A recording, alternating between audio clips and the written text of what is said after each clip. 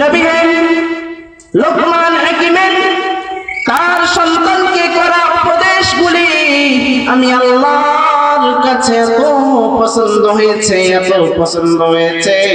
যে আমার পবিত্র কালামুল্লাহ শরীফের মধ্যে তার উপদেশগুলো দিয়ে আমি পৃথিবীবাসীকে জানাই দিতে চাই।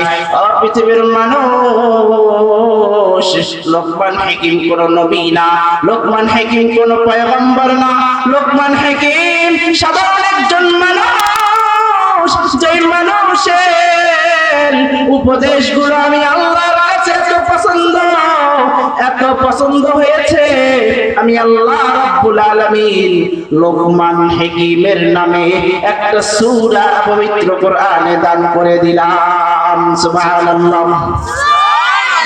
মহান আল্লাহ রাব্বুল আলামিন বলেন তার সন্তানকে করা উপদেশগুলির মধ্যে একটা উপদেশ আমি আপনাদের সামনে তুলে ধরতে চাই। আল্লাহ রাব্বুল আলামিন বলেন ওয়ালা তুসাইর খাদ্দাকা লিন-নাস, ও পৃথিবীর মানুষ, অহংকারে মানুষের সামনে নিজের গাল ফুলিও না। ওয়ালা তামশি ফিল আরদি মারহা, এবং জমিনের উপর দর্প ভরে চলো না। নিশ্চয় আল্লাহ রাব্বুল আলামিন কোন দর্পিত অহংকারীকে পছন্দ করেন না। এ দুনিয়ার মুসলমান, আল্লাহ রাব্বুল আলামিন আমাদেরকে দুইটা শিক্ষা দিলেন। সবাই বলেন কয়টা? দুইটা শিক্ষা দিলেন।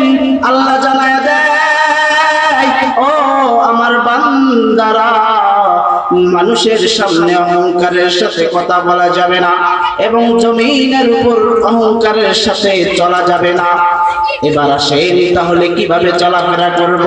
আল্লাহ রাব্বুল আলামিন পরবর্তী আয়াতের মধ্যে জানায়া দেয়, ও পৃথিবীর মানুষ,